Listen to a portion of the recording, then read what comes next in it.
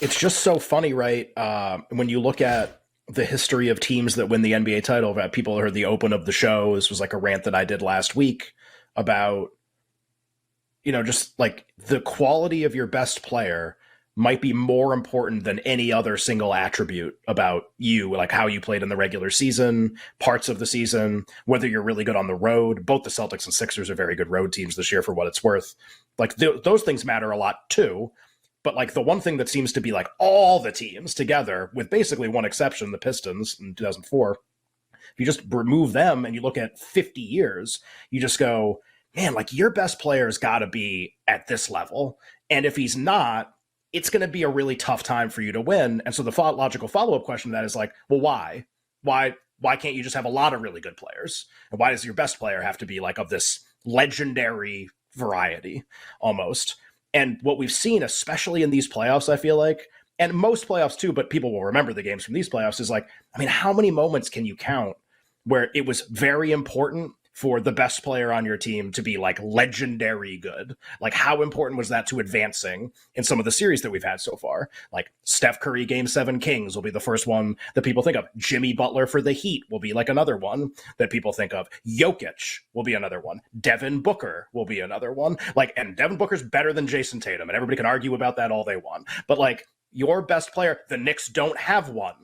Like whatever it is, your best player, LeBron and Anthony Davis, who are both Hall of Fame, like all-time players, and having two of them also pretty good, as it turns out. And there are just moments in each series where it's like, okay, it's just this guy and he's going to go, and like that's what this is going to be. And the Celtics are so good, and they have more talent than every other team, and they're really deep, and they have like, they play a great style, and they can kind of mix it, like because of all the players and personnel they have, they can do a lot of awesome things, like strategically. And yet, okay, when it's time for the guy to do stuff, it's supposed to be Tatum, but is it? And like, is that really what his role is going to be like for the next 10 to 15 years? Like, and is he the best? This is like such a first take topic, but like, is he the best player on a title team? And that's why we did the open that we did. And whether it's the game last night, the overtime game where they tried to salvage him on the telecast a couple of games ago by being like, well, he's doing so many things besides scoring. Be like, well, he's 0 for 9. So that's like pretty rough. And he probably shouldn't be 0 for 9 if they're going to like actually win the title. What if everyone's just like holding the baggage on Doc Rivers and James Harden? Now this actually sounds like kind of interesting, because now it's like, well, everyone doesn't think this can happen because of these two guys. But what if this is actually one of the more likely things to happen? And I understand that it's like, it could be a total overreaction to last night's game, but it just made me kind of like try to block out all my biases and look back at their stuff. Now, there are some things they do that title teams haven't done early in the season. They weren't quite as good as title teams usually are. November is a really predictive month. They weren't quite as good before the All-Star break. They weren't quite as good as most champions, but they were as good as some of them. They fit a lot, not as much as Milwaukee, not as much as Boston minus best player, but they fit a lot of stuff. So I bet a couple things. I waited till after the Denver game, and I bet Embiid to win Finals MVP. So Philly to win the title, no interest, because it's like 325. Embiid to win Finals MVP was like 480 last night. And if they win, I got bad news for everybody. If they win, Harden's not winning. Like, oh, well, Embiid could get hurt, and Harden's been really good. Great. Then they won't win the title. They'll lose to somebody if that happens. They'll get swept if that happens. Like he just won MVP of the league. Like, they're gonna give it to Harden? That's gonna happen? Seems really unlikely, and not that Harden shouldn't be some of the win probability, but like that gap, like it was like 3 to 480 or 310 to 480. I was like, I don't know about that. So I bet a little Embiid to win Finals MVP. And as I click the button, I just go, if I do this on the air, like I could get flambéed for this because it's such an overreaction. But like, whatever. Here's who's left. And then I actually had a similar thought, which was, is there a particular matchup that they could get? Like, how do they win the title? And I think if let's say they match up with the Warriors, for example, I'd really like the Warriors in that series if they play the Sixers. Like, it would, be an interesting series. I would really like the Warriors. But as someone who's like kind of like didn't used to do it at all, and now you're like kind of just as a fun exercise, we're not saying like Nick is in the lab and then about to go print money, but just like he didn't used to make numbers for games, and now it's like a fun thing that he does, and fun is the right word.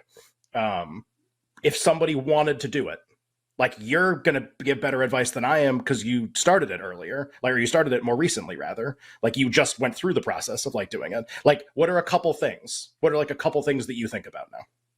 I think the most important thing as time has gone on has been like thinking about point spreads in like levels almost, where like a team favored by less than 3 is like one level. A team favored by 3 exactly is another level.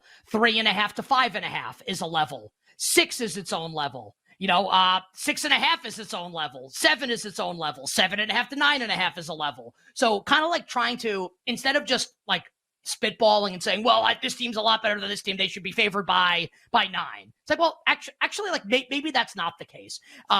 I think that has been the most important thing for me, is thinking about things in those terms. And that way I think you get less hung up on like, what should the exact number be? And more like, okay, if I think a lot of games fall under this umbrella, what I'm going to say. I think that a lot of the games we're going to discuss today are in the like team that's favored is favored by more than 3, but less than 6.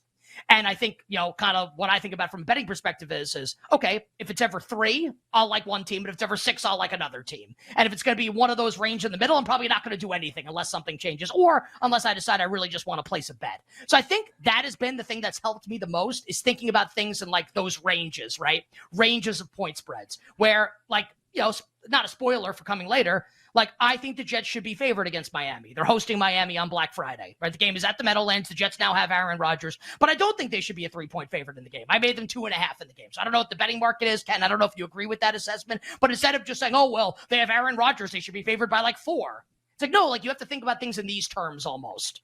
And I think that kind of guides a lot of the decisions that I try and make. I don't know if that's a great answer, but that's the thing that came first to my head for this game with the Dolphins and the Chiefs. And when I made it, I thought to myself, man, I can't wait to bet Miami in this game. I can't, just my subjectivity, I can't wait to bet Miami. So if I am wrong, I think maybe I might be giving Miami too much credit. The Chiefs have to be more than a field goal favorite. Less than 6. I think 6 is like, oh, no bet on Miami. So I don't think it's ever 6. So we're in this range again of in between 3.5 and 5.5. I will say it is Kansas City minus 4.5, 5 against Miami in Frankfurt. I wrote down 4.5, and and then when I saw like what the consensus number was, I was like, and I tried not to do the thing that you're talking about, where I'm like, man, I think I'm gonna like Miami in this game, and I wrote 4.5, and then I was still low. 5.5 is the number in the market.